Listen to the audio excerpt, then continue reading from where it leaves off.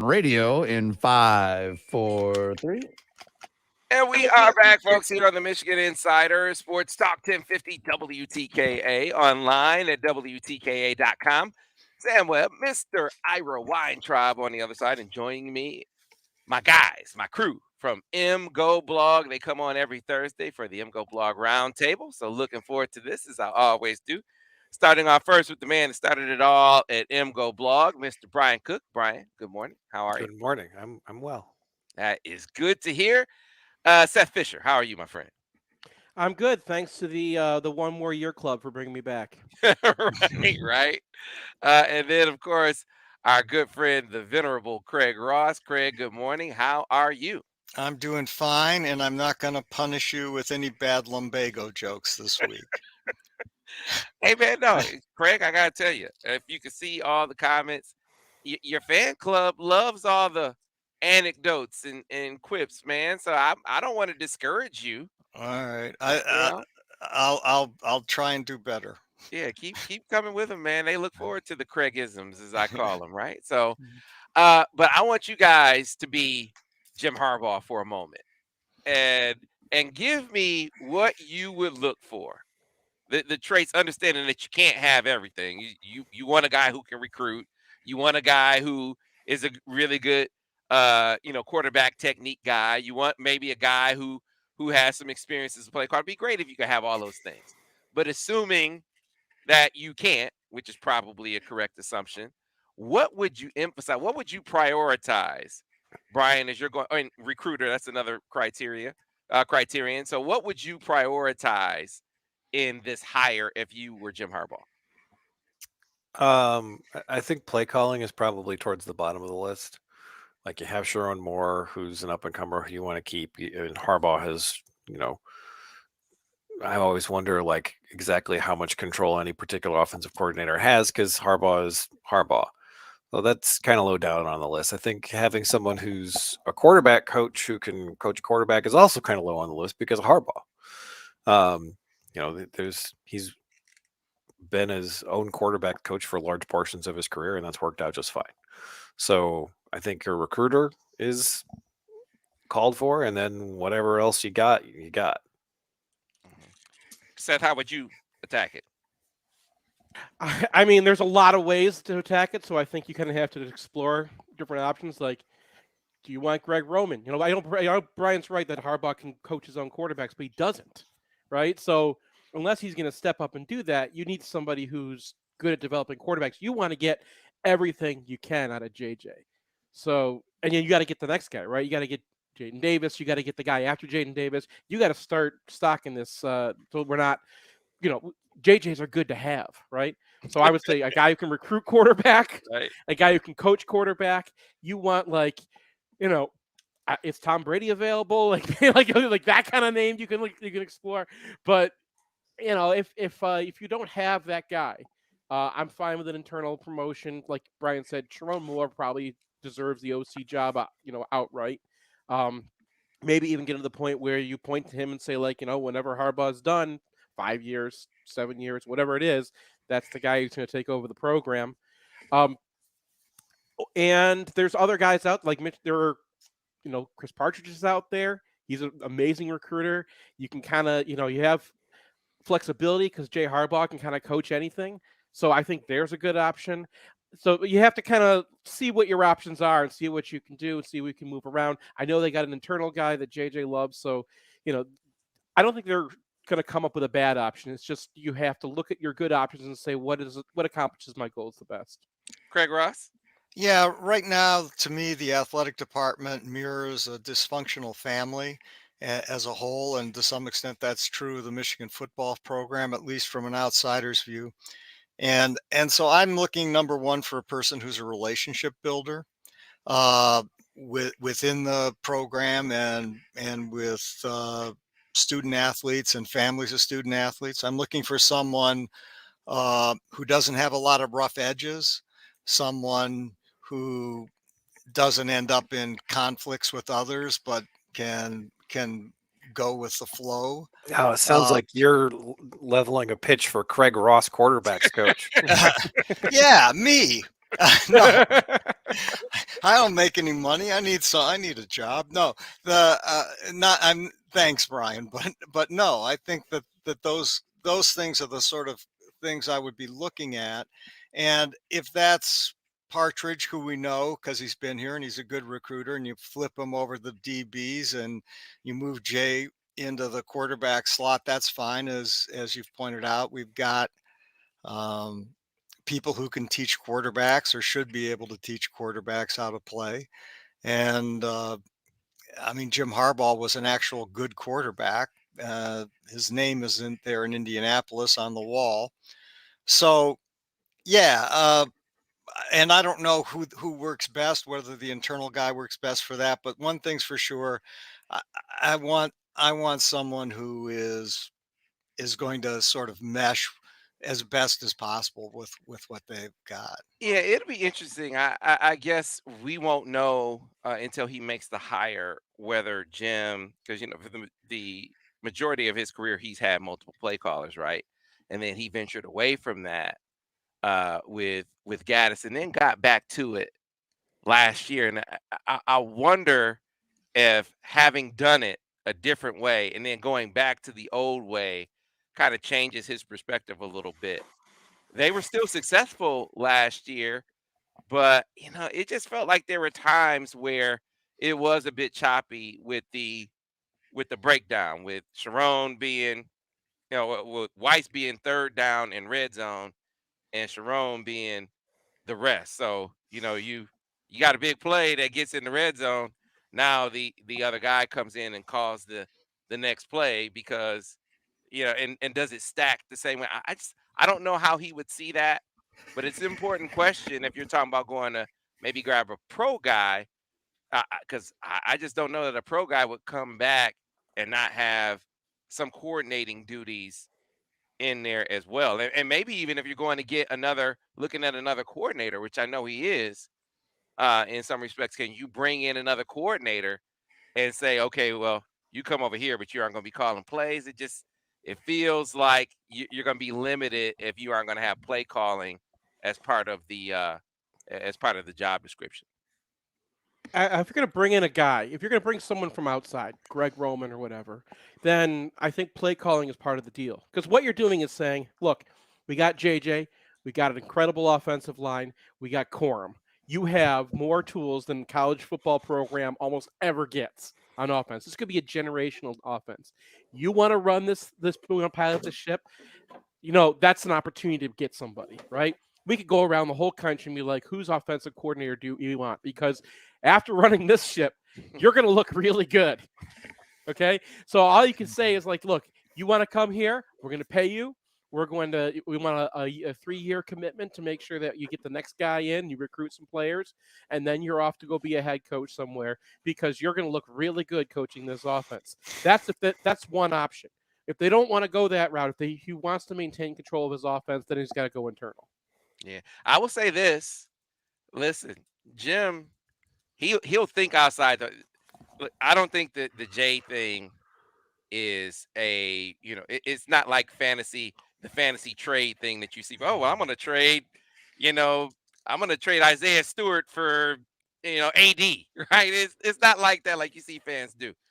This one, I don't think is ridiculous from this standpoint. I remember when Wheatley left. I think we talked about this on the roundtable before. When Wheatley left, everyone is thinking he's going to go hire a running backs coach. And at the time, this was around the time where Kevin Wilson goes over to, I think that was right when Kevin Wilson had gone over to Ohio State, and Greg Fry was available, right? And so Jim is looking at that, and they obviously were running the football very well at Indiana at that time with Tevin Coleman. So they were doing some things there. And you got Greg Fry out there. It's like, man, if I don't hire this dude, he might go to Ohio State and help take what they were doing running the football at Indiana over to Ohio State. And then on top of that, I could maybe add some of that run game element to what I'm doing. Instead of hiring a running backs coach, let me go hire this Fry guy and make Jay the running backs coach when Jay hadn't coached running backs before. So 2 things. He definitely thinks outside the box. And the other thing is he thinks Jay can coach anything. And he might not be wrong, Brian. I mean, Jay might be able to coach anything. in the grand scheme of things. Yeah, I mean, quarterback is a spot where I would be a little bit leerier of that theory, just because running back is honestly, it's mostly you either got it or you don't. It's like how fast can you process information, and technique is, I think, much less of an issue there. Not that it isn't important, but quarterback is on another level. So I would, if it is moving Jay over to quarterbacks and getting someone else, to me, that's something that says that Jay's a personable guy, Jay's a good recruiter, and Jim Harbaugh can reassert himself as the quarterback coach. Yeah. Yeah. I agree with that. I think look, you're The- absolutely right, especially with JJ McCarthy as as a maybe a Heisman Trophy candidate, Craig, this season. I think that would definitely signal that Jim would be taking a more sort of aggressive, more assertive role in coaching quarterbacks. I'm not saying that that's what's happening or what's going to happen. I'm just saying it's not ridiculous. It's not a ridiculous thought to have. It's not this imaginary thing like we often see on message boards. I don't count this as that. Yeah, I 100% agree with Brian on this. Incidentally, when Jay Harbaugh came here, there was a lot of grumbling on message boards by fans that this was just nepotism. And no one believes that anymore. I mean, Yeah. Jay Harbaugh has been good as a special teams coach. He's been good as a running backs coach. He's been good as a tight ends coach. Every place he's been stashed, he's worked out. And I get to see him interacting with people, a few times a year because of where I sit in basketball down where the recruits are.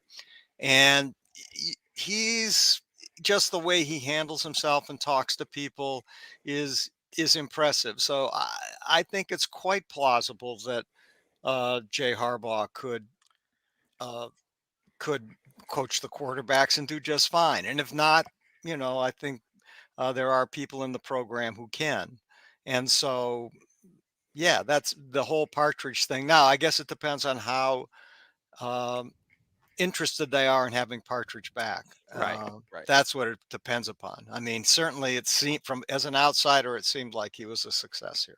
Yeah. Well, Jay is one of those. If we were to apply the 5-tool analogy to coaching, Yeah. he's that dude. He can coach. He does well with the other coaches on staff.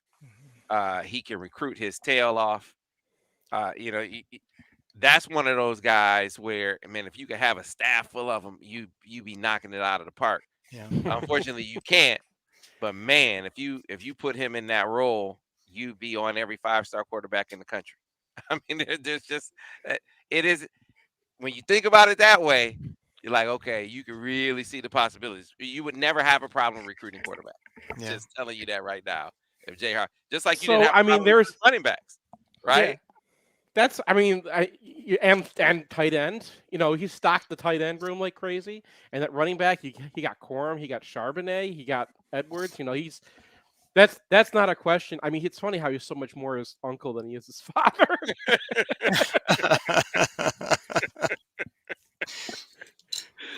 Because there's been not even an ounce of weirdness. He's just like a normal guy, right? Yeah, very, very personal. It'll be interesting to see how it Yeah. goes. But that, looking at what he's looking at this point in time, will he go back to having the sole player caller? And if he does, Sharon, I think it would definitely now, with a year under his belt, being a dual, I think he would be ready to have the reins. And so I gotta wait to see what Jim is gonna do. But just glad to have a normal week, fellas. Glad to have a normal week in Michigan football, right? Where we can It's actually not over yet. don't speak any bad stuff into existence, man. Where we can Bev focus Plotky had a loss. Maybe that's the end of it. Right, well- Maybe we're gonna dump her now too. Anything could happen in this AD. Yeah, we haven't had a whole lot of opportunity to focus attention on basketball. And as we do it, it feels like it's make or break time for the Michigan basketball team this season. I know on our podcast, my podcast with Tim McCormick, we do this thing where we say NIT or NCAA, And every week that goes by, it's like more and more NIT. We're at that moment where there are no quad one wins, and now Jets hurt with Purdue coming to town. And I wonder what you guys A make of that matchup, and B, what does this team have to do down the stretch? What are they left? 12 games. I think there are 12 games left. What do they have to do down the stretch here of the Big Ten season to be a tournament team in a very soft bubble year, right? So I don't know how you see it, Brian. Honestly, I haven't even been looking at the bubble because Right? it's just been. I just it would be really surprising to me if they were able to make the tournament because they have, as you mentioned, 0 quad one wins. I like Bart Torvik's site, and last time I looked him up, they were the number 27 team out with a 0.0 chance of an at-large bid. So they got to get a lot better fast. I mean, part of that is that they're expecting those projections expect teams to keep playing the way that they've been playing. But if they keep playing the way they've been playing, they're not going to the tournament flat out. And I just don't necessarily see them getting better fast enough to change that. And they've got a lot of holes, and they don't have any real answers. That you're not seeing anyone really emerge mid-season. You're seeing some improvement from Doug McDaniel.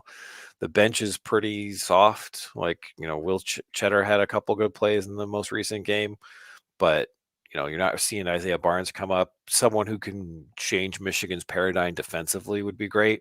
Yeah. But when Jet went out, they brought in Joey Baker, and that doesn't change anyone's paradigm defensively. So it's they're not good enough offensively to outpace their defensive mistakes. And they have been unlucky. Like, they're very, very bad in close games, and part of that is youth, and part of that is just misfortune. And I feel like I'm already thinking about, like, oh, Terrace Reed did that. That'll be interesting for next year. So, yeah. Greg? Yeah. What Brian told me last week was, quote, "They're as dead as a trout in a tub of motor oil." And I think that's not quite true. I think he exaggerated a bit. And, I still have some hope. I look back over their losses, as Brian points out. These have been, they've got 8 losses and 7 of them are in close games. And if you turn around, say, Iowa, a game they're up by 7 with 2 minutes to go and they just pissed away, or the game against Central, which is inexplicable. They lost by 2 points there when they got creamed on the boards. They're 13-6, and we're saying, yeah, they have a pretty good chance. But as it is right now, we're saying, oh no, they're dead. I'm not quite convinced they're dead. I even think they can beat Purdue tonight, even without Jet. Michigan matches up okay against Purdue because they're one of the few teams that can play someone mano-a-mano on Zach Edey, and that's Hunter. And now Edey's on a trajectory up. Many people think Hunter's on a trajectory down. I'm not one of those people. I think he's been flatlining a bit, but I don't think he's on a trajectory down, and he has outplayed Edey in the past. Now, even though Edey is improving. The problem is Caleb First at the 4. He's 6'10". He's the real deal. I think if Michigan goes big, there's a lot of risk to that because they have no backup. But if they go big at the 4, this team has some chance, because even though the backcourt of Braden Smith and Lawyer are very fine players, both freshmen, incidentally, they're not super quick. And they're the kinds of players that I think Kobe and Doug can keep in front of them. And so to me, the game is, okay, who makes threes? Michigan makes threes, I think we're going to win. They make threes, we'll probably lose. But I do think this is a game Michigan has a chance on. And if they do win this game, I think Purdue is number 1 in the country. Now, all of a sudden, it looks a little different, particularly if they can win a few games going forward.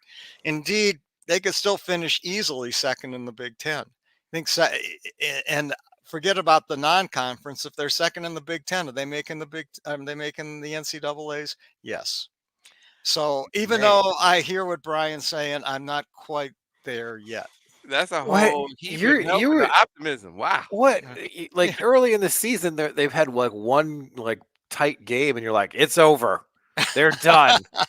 And now you're like, it could happen. They Fair could beat point. Purdue I without mean, Jet. look Fair at Purdue point. on the road this year, though. Purdue, they needed a last-second shot to beat Ohio State. They needed a last-second shot to beat Michigan State. Right. They needed a last-second shot to go to overtime with Right. Nebraska. So they've not played well on the road, and part of that is because if Edey gets in foul trouble, that changes the whole thing. First, has to play center. He never gets in foul trouble though. He's got like 10 fouls this year total. I in the know. boot camp. But they've also played almost all their games at home. I think even one of their road games this year was moved to like a semi away, and it was all their fans. So like they've played only a few games on the road, and those are the only games he's had any fouls. And you only need two fouls on a big in the first half Yeah. is not that hard to come by, right? So Well, I know he's not fouling Hunter because he sticks his arm Dickinson up in is the air and that's it. But like Settling that's for 18-foot jumpers. He's not going to get fouls. Yeah, I'm that's fair. really Yeah. frustrated with the way Dickinson is Mhm. playing this year because he's not getting good post position, and he's settling for stuff that's outside the paint way too much. Even when he does put the ball on the floor, like he's got that hook, he's not actually getting to the rim very much. And I like he's dropped from a 94th percentile post player according to Synergy to something like 70th, Mhm. and that's a huge drop. It's an even bigger drop than it sounds because those bell curves are not shaped the same. And so he's dropped 0.2 points per possession on post-ups, and that's an enormous difference. And it doesn't take very much of that to like point to Michigan's record, right? Yeah. Like Michigan's record is heavily dependent on their struggles in close games. And if Hunter Dickinson was posting up at a 15-20% more efficient than he is this year, then you're talking about a totally different situation as far as it goes with making the tournament. So I talked at length about this very topic with Phil Martelli and with Tim McCormick. Phil's contention is that the paint is just way more congested this year. Hunter is getting swiped and hacked and bumped and really harassed in the post before he even catches it sometimes, Mhm. more so than he has in the past. Tim's reply is Hunter needs to learn to get in when he gets the ball, get into his move quicker as an adjustment. The thing about this game, though, if you look back at how he was effective against Purdue last year, it really was predicated upon how he did away from the rim. His ability to whether they put Zach Edey, make him guard some ball screens, do some pick and pop, have Hunter shoot some threes, which he did at a very good rate against Purdue last year, and he wound up outplaying Edey in both games. And so you got to imagine that that's going to be part of the recipe they're going to try to apply again this year, because that's how you try to slow this dude down this year. I mean, you can't guard him. No one can guard him when he gets the ball, and not even Hunter when he gets the ball in the paint. But if you make him play some defense, makes him a lot more guardable on the other end of the floor, at least to me. Yeah, I mean Purdue is a special case. Like I do agree with the idea that this should be a game in which Hunter takes 4 or 5 threes. Just pull Edey out of the paint, make him move around him. He is enormous, and that comes with costs in terms of physical stamina and all that kind of stuff. So, I think last year a lot of Hunter's success in these games came against Trevion Williams, who's a great matchup for Hunter Dickinson. Yeah. A 6'8" guy who can't get off the floor. And I mean, that's like Hunter Dickinson's fantasy land when you're talking about an opposing guy. 7'4" with weird pterodactyl arms, that's a problem. Yeah. So, I do think that that's a good prescription. It's just, I don't know if you can play terrorist read at the same time, because Yeah. like then you can just have Edey on Reed, right? on Reed, yeah. And then you've got Caleb First for Purdue. They have options that aren't terrible when it comes to switching that. And then when Hunter does get in the post, you just Zach Edey help the defense is intimidating because passing over that, skipping over that length is really hard. So the two big lineup I think we're going to see it some. I wonder how effective it's actually going to be. Yeah, that's a really fair point and reasonable speculation.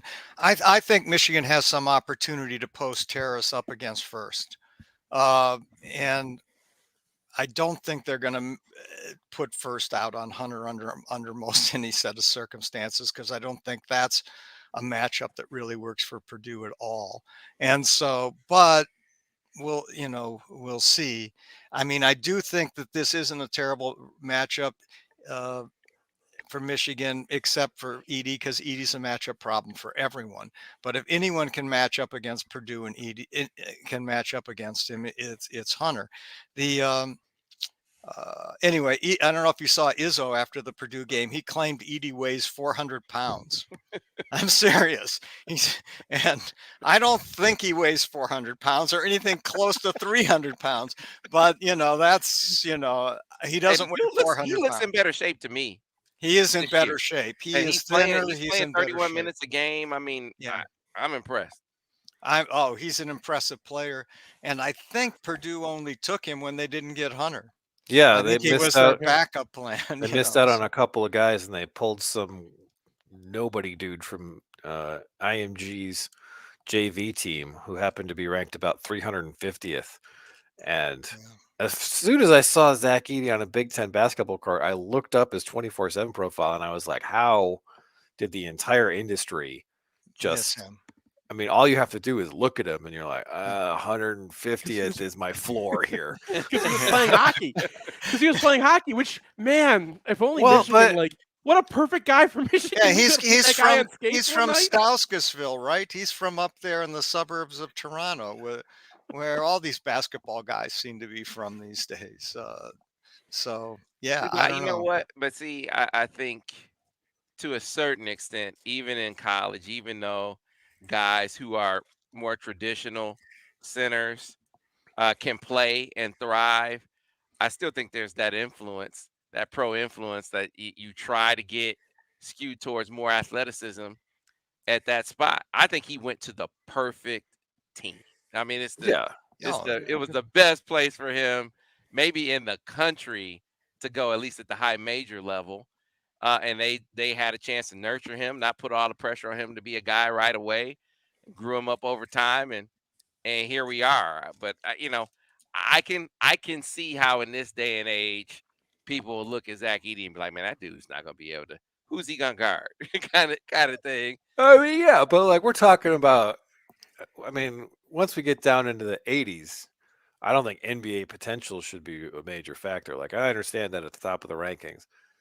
I mean, it's a hard thing to do these days as rank basketball players, because you got guys who are definitely going to go in the NBA lottery, but aren't very good college players. And I was talking about Nasir Little, who was at UNC and was a bench player for them because he didn't really have any skill, but he was like 6'6" and could jump out of the gym. So the NBA was going to take him. Mm-hmm. So that guy was a 5-star player, but he shouldn't have been, sort of. I don't know how, I don't know how to say this. It's a tough thing to do these days, but we can all agree that Zach Edey was a miss. Yeah, no question. And isn't this some of the problem that Michigan has? I mean, last year we had the supposed, number one recruiting class. Yeah. But the problem is 2 of those guys were 5 stars because they had NBA ceilings. Yeah, they were NBA they bodies. were gone to the NBA, but they weren't. They were middling college players. Like neither one of them was a Right. high usage guy. Right. They weren't very efficient, and defensively, even though Diabate has huge potential, he made a lot of freshman mistakes. So you spent all that time developing those guys, and then you don't get to benefit from it anyway. So it was kind of a disappointing outcome for that recruit. Yeah, I find myself lamenting to a certain extent the explosion in potential, that in obvious potential for Jet this year, because the more you talk to people, the more they say lottery, and the more they say lottery, the more I say that guy's not going to be here next year. Well, if he's a lottery pick, I think he's gone. You talk to mom. That's because I have a hunch that's who decides. That's like the reason that he would come back, I guess. It would be an unconventional decision, but his dad is the coach, and that's like the one thing I'm kind of holding on to is like, well, these folks don't need money. They have a vested interest in the success of the University of Michigan's basketball program. Maybe they'll stick around for a little bit longer than you'd expect. Give dad that discount, the hometown discount, the dad discount. I'm a forego or delay my pro career. Yeah, I which mean, could he's a happen. little bit more Seriously, it could valuable. happen. Yeah, I mean, he's more. That's and NIL might even help too. Even though the I mean, family's not NIL hurting. is not real relevant. No, but like this one. if you want to make your own, if you NIL is like dad opening the checkbook and saying, "How much do you want?" So Yeah, man. When you walk out, I remember walking. I'd never seen this before. Walking around Chrysler, and there's this yellow Ferrari in the parking lot. It's like I know whose that is. I know who owns that. Right? I didn't know Joao could fit in a Ferrari. Sure enough, he can though. So, yeah, man. I agree with Brian. I don't think NIL really. I know, no, that was me being funny about it, but like, it's just sucks that we don't have him for this game because, like you said, why does the NBA not care about a 7'4" freak like and the reason is because you can just shoot over that guy nowadays. They just have 6'8" freaks who can go out and destroy 3-guard lineups. So what's Jet? He's exactly what the NBA wants nowadays, and that's why he's the number 1 ranked player in the Big Ten right now as far as NBA draft boards. Which, man, like, I don't want to be on this treadmill. I don't want to be the team that's like getting freshman year quality play only from lottery picks. Like, it's going to be really cool when they're all in the NBA and we've got this like huge roster of guys who are like starting for playoff teams, but that's not nearly as cool as winning. Yeah, I don't know if Caleb and Musa are going to be populating the NBA any day soon. Musa's going to have some time. Give him time. I agree to give them time. I mean, I'm not. That is Caleb. I think we overestimate. We looked at a guy who was hitting 50% of his threes and was 6'8", and I don't think people look past that. I don't want to go through this particular piece of revisionist history, but we had some. You called it. But you called it. You got that one, Craig. All right, someone got it right. But anyone takes seriously got it right. No one anyone takes seriously. I give you that one. You got that one. All right, listen, we got to get to a break. Before we do, listen, I know we have some RV lovers out there. If you are an RV lover, I have the event for you. Larry's RV's 4th annual open house super sales event started on Monday, goes through the weekend, open daily, 10 a.m. to 7 p.m. at the American One Event Center in Jackson, which is just minutes off of I-94, free admission and parking. Go to Larry'sRVCenterEvents.com. Again, that's Larry'sRVCenterEvents.com to pre-register. Get $1,500 off instantly. Huge selection of floor plans, models, and pricing to fit your family's needs. Be the first to walk through the 2023 floor plans. Every RV clearly marked with sale price and monthly payments. Free hitch and sway with every purchase. $100 gas card with every purchase. No payments until spring. Financing for just about everyone. Amazing giveaways at the show. Again, if you're looking to purchase an RV, upgrade your RV, this is the event for you. Larry's RV's 4th annual open house super sales event going on through the weekend at the American One Event Center in Jackson, just minutes off I-94. Be sure to get on out. We got to get to a break. Back on the other side with more MGoBlog Roundtable here on Sports Talk 1050 WTK, The Ticket. Clear on the radio. Yeah, man. I thought Jet was going to be a 2 and done for sure.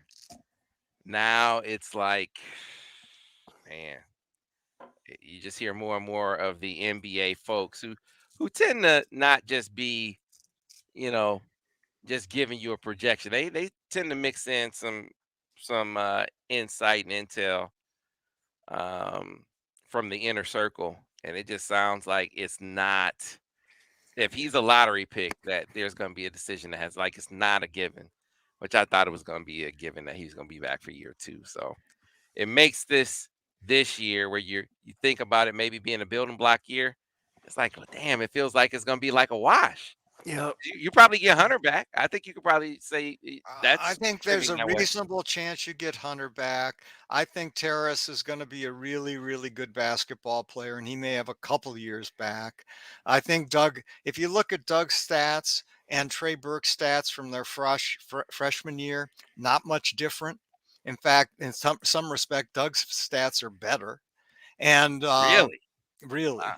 assists and turnovers, he's way ahead of Trey. And because I pulled him out at least in Big Ten games. I'm at least looking at since Doug has been playing as sort of the full-time guy. Now it's a limited sample. You're talking 8 games, but in those 8 games, his numbers are overall better than Trey's. And so Man, I cannot agree with that. well, we all got him right here. I don't have No, the no. I numbers, mean, so- I'm looking at You might be KenPom looking right at the now. eye test. I agree. No, with the I'm eye looking at test. KenPom right now. Trey Burke was a 27% usage guy who shot Yeah, I don't care 49. about usage so much. but, Okay, well that's stupid. yeah. You have to care about usage. Mhm. He shot 49-35. He had an assist rate of 29 and a turnover rate of 18. And that's, I mean, Doug is nowhere near that. Doug is 4.9 assists per game versus 4.3. Doug is 1.875 turnovers per game versus 2.56. So he wins that category. His assist rate and turnover rate is about the same. His usage is 7 points lower. His steals are His twice. usage is 7 points lower, and he's shooting 37% from 2. That is not the same universe. That is not the same universe. 39% from 3 versus 37 for Trey. Okay, you're taking a small sample size. I and you're making it even admit, I smaller. said Back on radio in 1 minute. I can see the small sample size, and it may not, but we don't know which way this sample size is going to go. Yeah, I mean, which direction? But has been trending up during the Big Ten games, and so I'm not saying he's been great, and his defense is a debacle. Okay, I'll give you that. He's one of the worst defenders in the Big Ten right now, but if you look at his offensive numbers and Trey's, they're not crazy different. I just remember Trey being a legit NBA prospect after his freshman year. Like Right. he could have legit gone. Yeah, I that's don't see that fair. with Doug. This is not. You're not talking about a player in the same stratosphere. Okay, Even if you restrict it to the Big Ten only numbers, which are better because 2 of those games are against Minnesota. Yeah, I agree. And one of them is against incidentally, Iowa. is not that bad as it turns out. Minnesota is 188th in Gen Bob. I know, but I don't know if you saw the game. Stand by, last guys. night Coming back with on radio. No Stand by. center. No center. They took Indiana to the last second of the game, and their first team center and second team center were out, and they still. All right, guys, we're coming back on radio in 5, 4, 3. And we are back, folks, here on the Michigan Insider Sports Talk 1050 WTKA online at WTK.com. Hey, so Craig, I think you were trying to balance out your victory lap on during the break. By saying something completely stupid. You got the Caleb Houston. You got that one honest. You called it. You said, "Hey, this take on him being this 3-point marksman, I don't necessarily agree with that." You were on point. That's because I watched him play 3 games in Europe where he shot 10 for 52 from 3. You did. You called it. But then you came in the break and said, "Hey, you know, Doug is better in some respects than Trey Burke as a freshman." Yeah. I was like, I don't know if I can get with that. Brian gave you some stats. I'm just giving you the eyeball test. I just don't. I don't think it's close. Craig. Defensively, it isn't close, and the eyeball test, it isn't close. But if you look at some of the numbers, okay, if you squint a bit, you can see, you know, his assist turnover numbers are better than Trey's his freshman year. That's a fact, at least in the big in the Big Ten. So I'm going to say that I think, you know, when you're talking about the potential of next year's team, it wasn't the 40s, it was the 30s, bro. People in the chat are saying Craig is definitely did a lot of drugs. He's done a lot of drugs in his time, or maybe he's doing some now. All right. Hey, look. All right. I'm getting off of my IBA game. Let me meet you halfway. I do think even with the very rough game that he had against Maryland, I think we have seen some Can we agree we've seen some signs of growth in Doug? He's shooting the ball from distance better than I expected him to. He and his in between game seems like he's making some strides there. So I think we've seen some progress in his game, but I still a ways to go to get to even freshman Trey Burke level, at least to me. Okay. Well, Doug, I'm putting it on you, bro.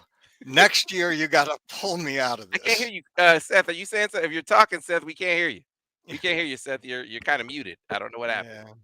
So, at any rate, Okay.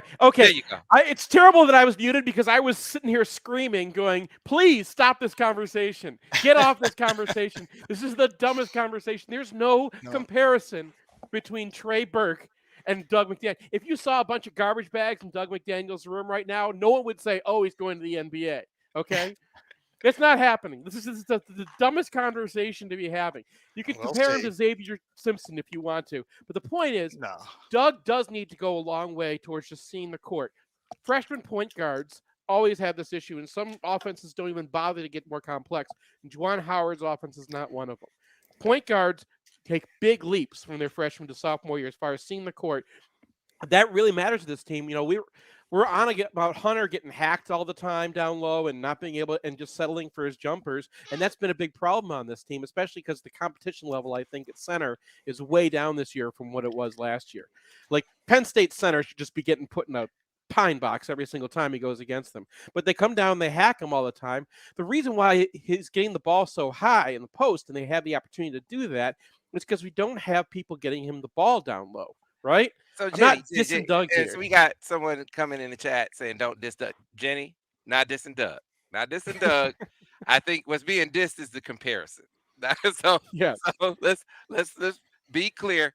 I think Doug has come along nicely for a freshman. Michigan just happens to be in a very unfortunate circumstance of thrusting him into a role that they didn't anticipate having him in as a freshman.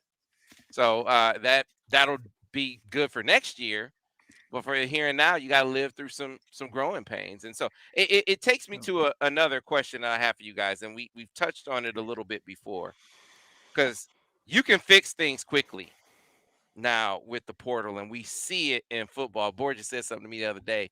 He said, "Man, you know, this day and age of college athletics, there's no learning on the job at Michigan anymore. At least it shouldn't be if you can work the portal right." And Michigan has gotten to a point now, seemingly in football, where they figured the portal out. So what do you guys think it is? Because it's not Santa Ono coming in and changing the admission standards. That didn't happen. Is it the portal is deeper?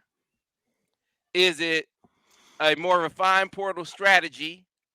Or is it a combination of the two? Because whatever it is, whatever Michigan did on the football side of things, and I know Juwan and company have had some success in the portal thus far, but they need to be able to bottle what football just did and apply it to the basketball side of things if there's going to be a quick fix to what's going on this year.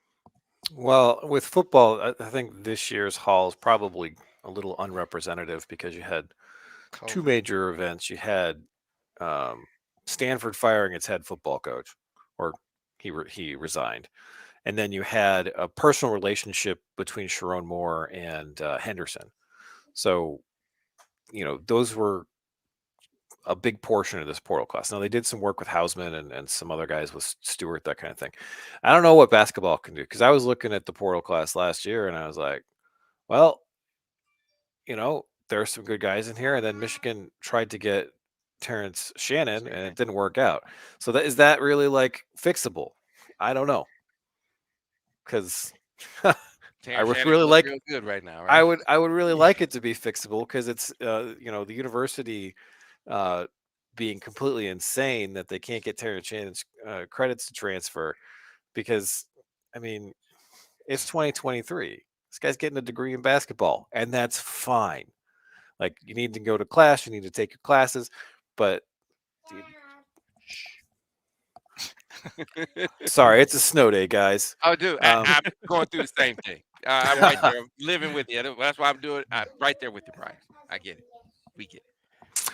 All right, you're gonna have to give me a second. Why don't you guys talk? Yeah. So Well, what Brian said makes sense. There's no reason why the university, uh, can't functionally give degrees in basketball, with other things being a part of it, and even if they don't call it that. And so, what happened with Shannon made no real sense. You're not talking about 5,000 students at the university. You're talking about one student with very special skills, and if, for example, someone like, say, Madonna wanted to come to the University of Michigan because she had one special skill set, I don't think the university would be upset about it, or think it's a big deal.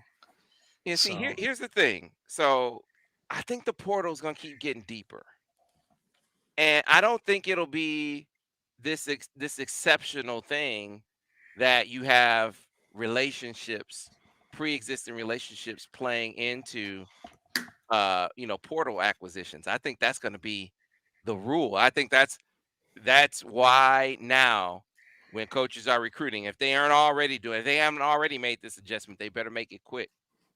Be telling guys, hey, if you go someplace else, hey man, I'll see you the next time around, right? I'll see you in a couple years. If you get in the portal, I'll come back and talk to you at that point. That's why you don't burn bridges in recruiting, because now you're gonna be able to recruit those guys a second time. And so because of that, I think that maybe we'll start to see on the football side of things too. I mean, Ernest Hausman, they were talking about how Hilo. I was talking to him down at the Fiesta Bowl. I guess they had recruited him, and so it made it easier to jump back on him when he hit the portal, right? So, if you did a good job establishing a relationship during the initial recruiting phase, maybe that can result in some success down the line. You got to hope that's the case for Michigan basketball, because it looks like what should be. You look at this year, if it winds up being a foundation year, which I agree with Brian, it looks like it's going to be a big part of that foundation is good chance it's going to go. And talking about Jets, and you already have other holes to fill. So portal seems to me to be the best way out of, or best way back to maybe being in contention again. I don't think it's going to happen in recruiting, not at least in the short term. Well, I mean, if they do get Jet back, you probably don't need a whole lot for next year. Like, you've got 2 underclassmen in your backcourt who are coming back. You probably have Tristan Llewellyn. Not Tristan. I did this again. Jalen Llewellyn. Tristan Llewellyn is a this is twice Michigan on the hockey podcast. defenseman from like 15 years ago. What would you do? So pause right there. So would you bring Llewellyn back versus taking a stab, trying to take a run at someone else in the portal? Well, I mean, you believed in this guy, and you thought he was a good option. Like, and honestly, like scholarship limits no longer exist for the University of Michigan. So if he wants to come back and he understands that he's going to need to compete for playing time, then he can come back. I wouldn't guarantee him anything, but I would definitely give him the option. But yeah, and then I think you're looking for Terrence Shannon. I think they're going to be more Terrence Shannons. I do. Well, yeah, that's what you're looking for. A couple things. I do like George Washington III. I mean, he's a freshman coming in. He's signed his letter of intent, and I think he's a nice rounded player. He's not a true point. He's a combo guard, but has a nice intermediate game and can shoot the three. Really nice mechanics on his shot. He's a player I like, and I think has potential. Papa Conte also makes the front court better, because you actually now have 3 guys in the big rotation versus right now only really having 2. And I like Michigan's basketball future just as it sits. With or without Jet. With Jet, I like it more, but with or without Jet, I think this is. Michigan's in a pretty good situation. They have guys who are going to come along, and I include Doug on that, and I include Kobe, and so I see this as a team that, okay, even if this year has been a major step back, in large part because of last year's recruiting class evaporating in half at least, I don't see the future as being negative at all. It'd be great if they can get Jet. It'd be great if they lose Jet, if they can get someone in the portal. But I still think that what Juwan has is an interesting core and a good core going forward. Well, here's the glass half full on this class. To Seth's point, he said, "I don't want to be on this treadmill. This is not a treadmill class. Both of these guys are probably 4-year players, at least three, but probably 4-year players. So there is that. It's developmental class." Yeah, we talked about this on our podcast that like I mean, Kobe Buffkin is a great example where a guy can come in, give you a few minutes his freshman year, but you're really looking at his long-term potential. And you look at the teams that are really good year in, year out, who are just always there. That's what they do. I mean, Houston's starting, I think, 3 4-year players and 2 3-year players right now, and they picked up one lottery guy, right? So like that's how you build these great teams. Is you have a lot of continuity. You have guys in your system a long time, and Howard's not been here that long. He's had COVID in the middle of it, but it's slowed his development of his program, because if he'd gotten a point guard when he came in, and that point guard was starting today, you'd have a very different team now. And I don't want to knock on Doug, but he's a freshman. And that means you can't get the ball down to Hunter where you want to get the ball to him, because you just can't set up the offense very well. And it's still a guard league. That's what NCAA basketball is. It's always been. And you can have a big, Purdue's a great example, who just changes the game, but you still need to have some guards. And, if you're starting a true freshman point guard and you got nobody behind him, that kind of puts a cap on your team. Well, Purdue is starting 2 freshman guards, and they got no one behind them. Yeah, and it's working, for somehow. Now that may be in part because of Edey. I grant you that. Yeah, these dudes lost the lottery pick, and they're the number 1 team in the country. I get. Yeah, Matt Painter is that dude. I've always loved Painter. He always has been, but like one thing that Purdue has is the luxury of an eraser on the back end. Yeah, for sure. Like you can make all the defensive mistakes you want, and Zach Edey is going to clean up a bunch of those. So it's a different situation when you've got an elite defensive center, and you can bring some guys along who are making mistakes that just don't necessarily matter that much. Yeah, I will say their freshmen are really a precocious duo. I've been impressed with how mature they played this year. So, Fletcher Lawyer, Braden Smith, and we'll see. I agree with you, Craig. You like it from the standpoint that this won't be Jameer Young blowing by left and right? Yeah, that was awful. You'll see you will see some high IQ basketball and a couple guys that can shoot it. So, pick your poison kind of thing if you're Michigan defensively. But always a great time with you, my guys, over at MGoBlog. I appreciate you. I hope you're enjoying maybe things calming down a little bit after last week, right? Do have signing day next week. We hope there will be some fireworks, but always a joy to do the MGoBlog Roundtable. On the way out, I want to remind those of you who are in the market for a new vehicle to get on board with Brighton Ford by going to BrightonFord.com, call 1-800-NEW-FORD, or make it out to the lot at 8240 West Grand River Avenue in Brighton, Michigan, where John Cuter and his great crew will take great care of you with deals like the one on the 2023 Ford Bronco Sport Big Bend, $370 a month with $4,500 down, or $543 a month with $500 down. The 2022 Ford Explorer 4-wheel drive XLT, $304 a month with $5,900 down, or $536 a month with $500 down. And last but not least, the 2022 Ford F-150 Super Crew, $349 a month with $5,900 down, or $585 a month with $500 down. For those and other great deals, get on board with Brighton Ford by going to BrightonFord.com. Call 1-800-NEW-FORD.